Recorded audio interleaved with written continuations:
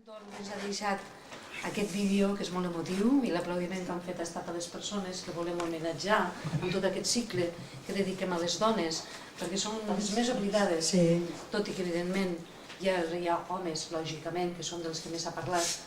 Volíem tancar aquestes jornades amb la veu propera, a les quals jo els agraeixo moltíssim, de tres dones, de les moltes que hi ha, la Pepita Basset, l'Esperança Iglesias i la Salut Pons, que l'heu vist al vídeo en un altre moment. I la Salut la recordareu. La recordareu perquè l'altre dia ens vau seguir a la universitat, la seva filla, la Yolanda, ens va llegir un relat molt bonic titulat A on vas, desgraciada, que si recordeu, ella també n'ha parlat. Ens va parlar de la padrina, que anava amb tres nenes molt petitetes cap al riu, i algú les va salvar. La Salut és una d'aquelles nenes petitetes, la mare de l'Anabel és l'altra de les nenes petitetes, s'amaga, són moments realment emotius, i jo vull això, agrair-les moltíssim amb elles tres que s'han deixat convèncer per nosaltres per explicar-nos amb la seva espontaneïtat. Els investigadors parlem, a vegades que no se'ns entén, elles sí que parlen, clar, els entenem, i per tant jo us volia demanar, abans de donar-los la paraula, només una cosa. Tanqueu els ulls un segon. Va, sí? L'Esperança va néixer el 1930. La Pepita va néixer el 1931. La Salut va néixer el 1934. 6 anys, 5, 4, quan va esclatar la guerra del 36. Vull que us els imagineu petitones, tot just començant a caminar, tot just començant a veure què és el que passava, amb aquells 3 anys tan durs que ens han explicat el vídeo que ens ha precedit. Us les podeu imaginar? Doncs elles han viscut la infantesa, l'adolescència i tota la joventut sense ni infantesa, ni adolescència, ni joventut, només amb la guerra i amb el treball. Ara sí que us demano que obriu els ulls, que les mireu i veieu amb elles això, les dones que ens han precedit, les dones a les quals no hem homenatjat prou i que avui sí que ho vam fer amb el seu nom a tots i a través de mires també a tothom que hi va ser en aquell moment. Sense elles nosaltres no seríem aquí i no podem oblidar-les. Ara sí.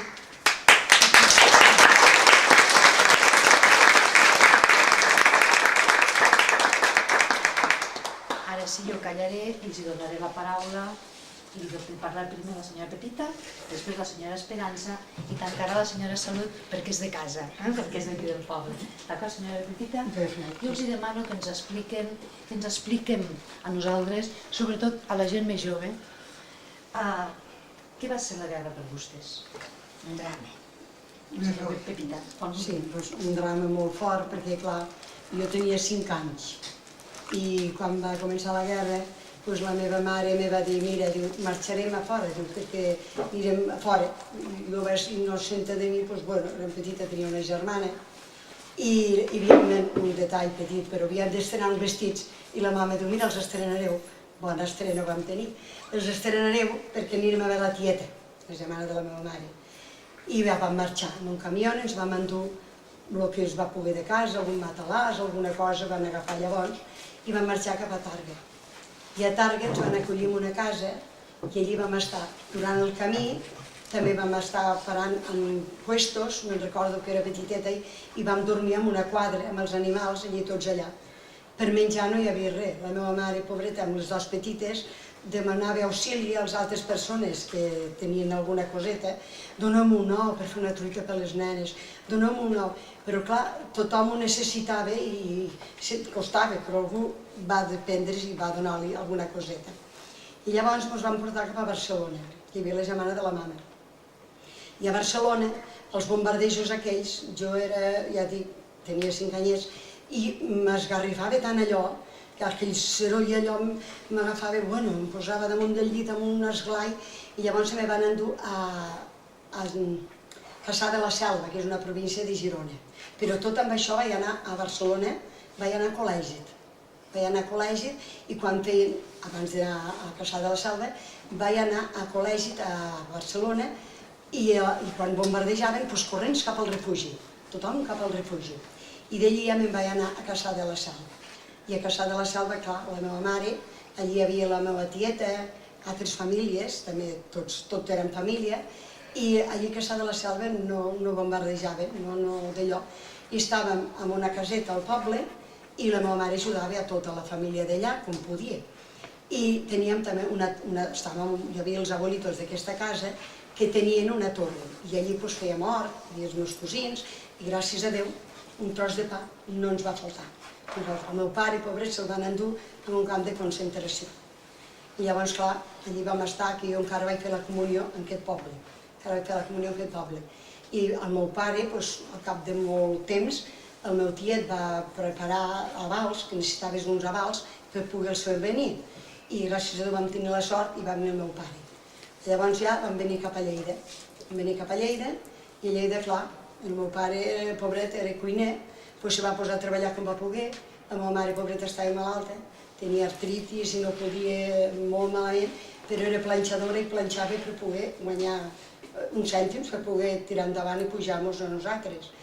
I resulta que llavors, clar, el haver vingut aquí sense tenir res, no teníem ni una taula, ni un matalà, res, la casa pelada, un piset pelat, a la plaça de Lleida que diu a Lleida, una casa del barri antic, i gràcies a Déu vam trobar persones bones, l'algú ens va donar un matalà, l'altre ens va donar una forquilla, l'altre ens va donar una cadira, l'altre ens va donar una taula, com vam poder, vam començar a subsistir. I la meva mare, ja dic, treballant ella sense poder, treballant tot el que va poder. Llavors ens donaven la llibreta de racionament, ens donaven una mica de menjar,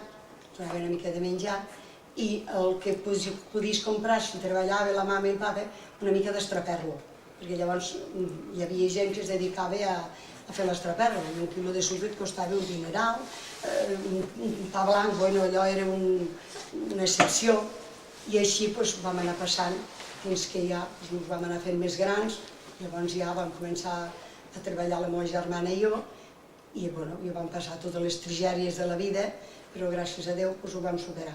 Ara, hi havia molta gent, pobrets, de la part de la meva sogra m'explicava, pobreta, que allò era horrorós. Ells estaven a Vilanova de la Sal, m'explicava que allò era horrorós, i allò no ho vaig viure, gràcies a Déu. Aquesta és la meva història del que jo me'n recordo de petita. I fins avui hem arribat aquí, lluitant, fins que vam arribar aquí.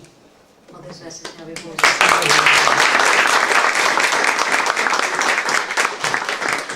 Senyor Esperança. Vaig començant, no? En el poble no es va matar ningú. L'únic que es va fer és...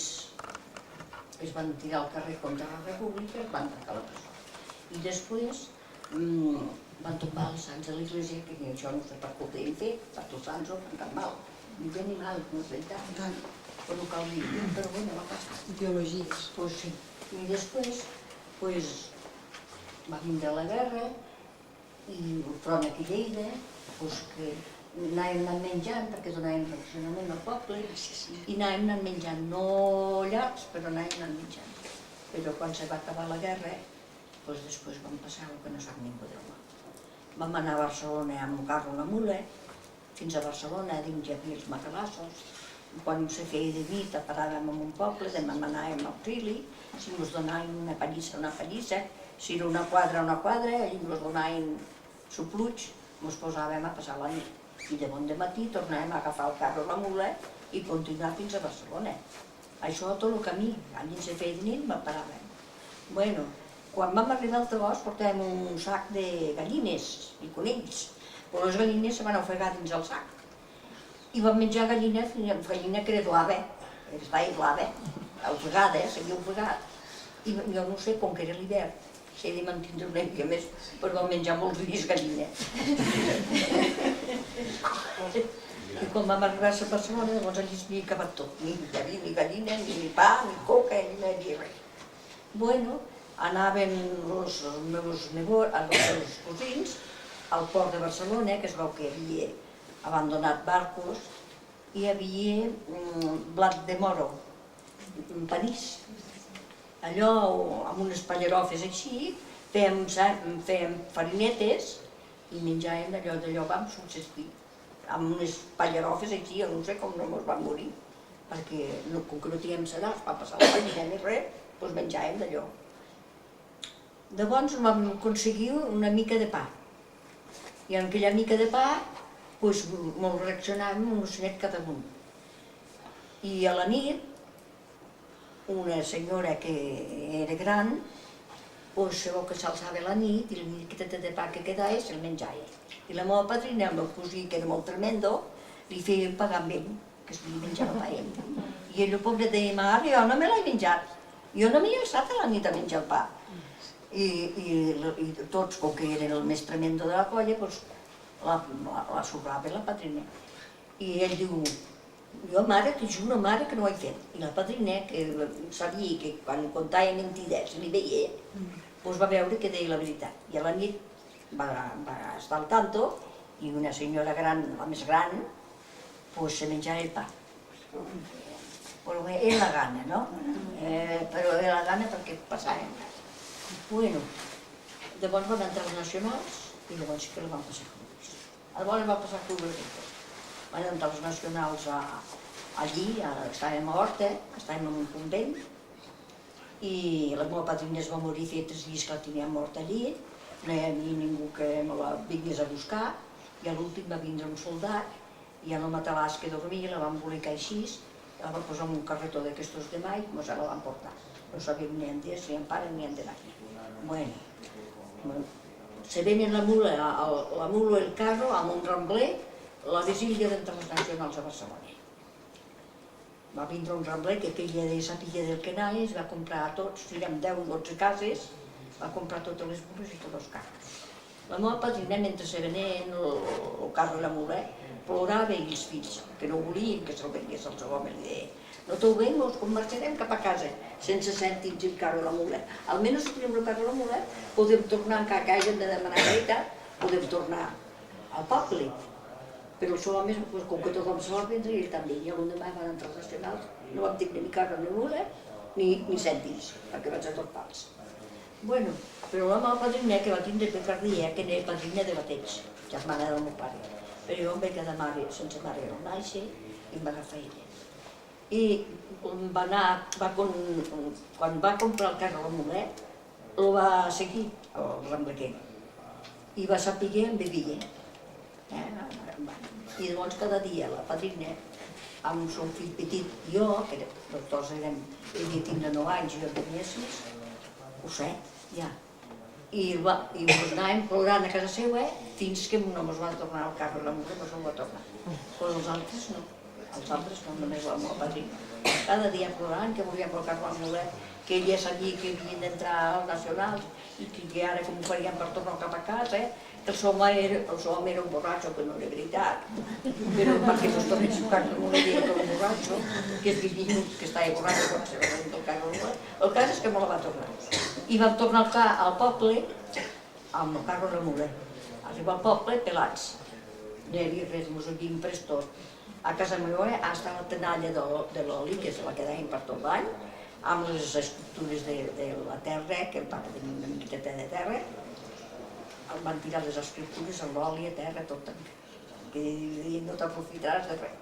Bueno, allò, de la manera vam trampejar anant per cèntims la meva padrina, fins que no van poder posar al frente de la terra que portaven. Bueno, vam passar un any sense res. Llavors vam cuidar figues la meva padrina del tros, i les feia secar i allò menjàvem figues seques amb una omelleta dins, que els garrigues hi ha omelles. No, clar, quan hi havia res més. Però jo no tenia ni això. Clar, jo anava a jugar i com que arribava a casa no hi havia ni oli, ni hi havia res, les armaris tots pelats, doncs anava a captar, agafava unes figuetes i posava una omelleta dins i a córrer, altra vegada a jugar. Però bueno, jo com que era filla d'un roig, doncs resulta que cada dia anava calenta cap a casa. Cada dia. I jo a casa no els hi vaig explicar mai, perquè si els hi explicava no em havien deixat anar a jugar. M'havien fet anar cap a casa. I jo perquè em deixessin jugar, també, perquè em deixessin jugar, doncs jo no deia res a casa. Fins que un dia el cosí gran era el passeig, ens van arremetre una que és una germana i jo, les dues, roges, amb bastons, botes, canyes. I allò em van atrapar. Allà buscant de cua. Doncs allò em van atrapar, sí. A buscar la cua perquè els rojos portaven la cua. Doncs allò em van atrapar, amb els més vaig poder escapar, però jo em vaig voler escapar. I a l'escapar, doncs, vull dir, ella es va escapar i jo em vaig quedar sentada en una banqueta que vivia en el poble. I totes redojades i em donant-me cops al cap. I eren 11, i em recordaré tota la meva vida, I mira que unes som amigues, de tota la vida hem sigut amigues. No li he dit mai. I li he perdonat. Sí que no. I que en realitat. Sí que en realitat. Si els hi feien fer els pares. Elles no en tenien cap culpa d'això. Els hi feien fer això és les explicacions dels pares que els hi feien a casa. Perquè una criatura no ho sap, que no li diuen això. Bueno, però ho pot fer. No tenim perquè no tenim motiu. Oh, ja ho sé que no tenim motiu, però és coses dels pares. Si els pares no els haguessin inclinat en aquella idea, no m'ho haurien fet elles a ells. Doncs, quan jo no li dic, va vindre un cosí germà meu, el més gran, i va veure que em pegaven. I va vindre cap allà, i jo que també estava tatxat de roig. Però era més jove, devia ser la quinta del biberon. I quan va vindre cap allà, diu, mireu, jo aniré a la presó, però el primer dia que torneu a tocar l'Esperança, n'hi mataré alguna, perquè li pegarà, la mataré. I des de llavors no m'han pegat més. Però jo vaig estar crucificada, roja. Quina culpa en tenia jo? A veure, que tenia encara que el papa de ser veritat que hagués matat el capellà, que deien que havia matat el capellà. El seu pare va dir que havia matat el capellà. Sí, tots, el meu I el meu poble. el va salvar. Tots, Era roja. tots havien matat el capellà. Com pot ser això, que tots mateix el capellà? N'hi ha 11 de fusellats pel capellà. I tots els que eren a França, tots s'han usat pel capellà. Com podia ser això? Després, en uns anys, resulta que un cosí germà del papa que el van matar, el van afusellar, la seva dona va anar al picat que s'havia casat un nebot. I va sortir la conversa allí. I va dir, diu, jo només tinc la pena de saber si el meu home va ser causant d'aquesta mort d'aquest capellà. I la senyora, la mestressa de la casa, la sogra del seu nebot, diu, no, filla, no. Això sí que pots estar ben segura, filla, li diu. Diu, quan vulguis i ho necessites, vine a casa meva, per això, home, està inclusellat, ja no podia fer res. Diu, quan vingues, vine a casa meva, que no et firmaré i aniràs a l'Ajuntament i t'ho firmaran perquè ells saben que no és veritat això. Diu, van vindre aquests que me dan controlats, passant pels pobles, i no sé jo, si eren del Cúmul, del FAI, La Gestapo. anarquistes, jo no sap qui eren. El cas és que anaven pels pobles a veure si hi havia fascistes i algú del poble va dir que a aquella casa hi havia un capellà. I el van agafar el pobre l'home i el van posar a la cerdera, el van rociar de gasolina i el van cremar. Però llavors ho va pagar tot el meu poble. El meu poble hi havia el meu pare, un cunyat del papa, un altre que està fusellat, i el xòfer. I tots sabien que havien deixat el poble, però quan van arribar a l'Albagés, a davant de l'Ajuntament, que estava, el comitè era a la casa del capellà, quan van saltar del cotxe van dir, diu, ja l'han deixat al picat, perquè ell se va demanar per anar-hi, aquest senyor, en aquest poble. Diu que l'han deixat al picat. I a de dalt d'una finestra, la dona d'un fascista, va entendre que l'havien picat. Que l'havien picat. Picat, que ja l'havien picat, és com el matalàs. Doncs És increïble. ja està, doncs mira, n'hi ha 11 de fusellats i tots els que són a França els van matar Per pel dir-ho mateix. del picat. Sí, Que senyor. l'han picat. I el meu home, quan va anar a aquesta casa, perquè clar, aquesta tia ens ho va explicar tot això, i quan vindre el papa de França doncs va valer això, perquè el papa va estar 16 mesos en pena de mort a la presó. Quan va estar 7 mesos a casa, algú del poble el va denunciar i el van vindre a buscar.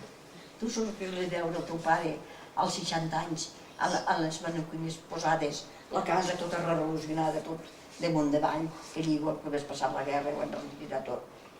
I vam tindre encara, nosaltres ja ens van avisar, un que era bo del poble, que era de dreta, que era bona persona, perquè sempre tot arreu de bones persones, ens va vindre a avisar. Diu, si teniu alguna cosa de compromís, traieu-ho, que havíem de tindre de compromís, i havíem vingut sense papers. Havia passat la frontera cap a França, caminant, i va tornar caminant, què volies que portés el papa de compromís. No es podia fiar de portar res, encara que ho hagués tingut no ho haguera portat. Però vam tindre la mala sort que dins de les cartes de treball, el pobre que allò diu, això m'ha valorat si hi ha passa alguna cosa, conforme he treballat en molts puestos, molts anys, molt temps. I d'allò hi ha... Ara no sé què volia dir això, m'ha marxat a la memòria. Sí, que dins d'aquestes cartes de treball hi havia una carta escrita dins de França, de l'home d'una cosina germana, dient que el Franco era un criminal i que el Franco es parlava de gana a la gent, i li ha explicat, ha vingut la meva dona d'Espanya amb els meus fills, els dos petits, han vingut morts de gana, i bueno, tot de mal del Franco. A dins de les cartes de treball, què t'havies d'anar a pensar? Que havia aquesta carta aquí. Què t'havies d'anar? Bueno, quan el cap el van detindre, i el van posar 16 mesos, amb d'allò, amb pena de mort. I quan anava a portar el cistell, i 3 dies a la setmana de visita, em deia, filla, tinc pena de mort. Me deia, tinc pena de mort. I deia, bueno, papa, tranquil, que ja tenim l'abogat, pagant, agafa l'abogat, que ja no passarà res. Tranquil, papa, però cada vegada que anàvem deia el mateix. Filla, tinc pena de mort, ja ho sé, papa, però nosaltres ja mos donem banya, me deia, que no es passarà res. I després, quan als 16 mesos el van jutjar. Bueno, allí va sortir l'home més dolent de la terra. Ell havia robat, ell havia matat, que ho sé jo, que ho sé. Bueno, el cas és que va sortir del judici, va sortir que no tingui causa. No sabien llegir ni escriure el pobret. Però si no havien matat, de què el volien acusar? Bueno, el cas és que va sortir lliure. Doncs estava embassada del meu fill. Vaig a la presó a portar el cistell i trobo que el papa l'havien tret cap a Màlaga. I un oficial de presó se va acostar cap allí, clar, vaig fer 2 anys i 2 mesos que hi anava, doncs ja em coneix ell. I es va acostar i diu, mira, yo no sé lo que decir eso, pero sí que iba a ver a su padre, vaya a la estación, que l'han sacado per Màlaga. Sense causa que havia de sortir al carrer d'un dia a l'altre, no els va donar la gana que sortigués. I el van enviar cap a Màlaga. Sí senyora, va estar un mes a arribar a Màlaga, que es veu que allí se feia, no sé, la Guàrdia Civil, no sé què feien, paraien, i va estar comunicat a dins els calabossos fins a Màlaga. I quan va arribar a Màlaga, llavors va vindre un altre, que li dic que a tot arreu hi ha gent bona, que aquell era molt llest, era de dreta però era molt llest, i va veure que els alemans que deien la guerra, va vindre a casa i ens va dir, aneu al poble, buscar aquest paper, que jo demà vaig a Madrid. I aniré a trobar el capellà del Franco i ton pare tornarà cap aquí. I vam anar a buscar aquest paper el dia que va néixer el meu fill. I vaig anar al metge aquell dia perquè em vaig trobar molt malament, jo aquell disgust tan gros, que el cos me s'ha regiat tot. I vaig anar al metge, però jo no li podia dir el que havia passat. Perquè jo ja he explicat que no sabia amb qui parlava, perquè el primer va dir, usted váyase para casa, que deia, que no le tocava hasta primeros de mes. Jo no li podia explicar el que m'havia passat aquell dia. No podia explicar, m'ho vaig haver de callar. I el dia 21 va néixer. Això era el dia 16 i el dia 21. I llavors el papa va tornar a vindre cap aquí. I llavors ja va estar tranquil al nostre costat, però també el vam tindre 9 anys malalt, el pobret, però llavors ja està ahí. O sigui que ens ho vam passar molt dur. I això que explicar, una vegada anàvem a brodar en una casa, no sé què deia brodar, però no tenia res, una tovallola que era de roba, unes tovalloles antigues de roba. La padrina em va dir allò perquè brodés, si no podia comprar un rodall de roba. Hi havia la filla de l'alcalde, i jo menjava pa d'ordi, un panet d'ordi amb arenada, i ella menjava pa blanc amb pernil. I ella feia uns ullets mirant-meu. I diu, si m'ho volguessis canviar. I dic, què seria té? Jo he fet el mateix. Sí. I molts dies, no cada dia, però molts dies, me deia, canviem? I deia, canviem? Sí, però la pròxima vegada que te'l faig un millor. Eren aquells panets que deien de renyó, un panet blanc, i mira, no menjava poca cunyó aquell dia. Ai, Un privilegi, llavors. sí, que no explico, no, que és terrible, que no explico, un desastre. allò era un desastre. Llavors, quan van detenir la gent, el pare d'una amiga que també el van afusellar pel mateix, pobre, diu, posa't roba, li van dir. Diu, posa't roba perquè foten uns calents, el guàrdia civil, diu que et deixen de gent mig mort. Diu, si et poses roba, almenys no em farà No tant. em farà tant mal. I el pobre va posar samarretes, va posar llaços, tot el que va tindre se va posar Clar, perquè no perquè li no li fessin fes mal. mal. Però quan per any, com que va veure que no d'allò, Que no es queixava. que no es queixava, la van fer despullar i la van allò sense roba. Oi, oi. I de lo, quines ments més dolentes. No? Pues el pare d'aquesta amiga estava a la presó sense pena de mort.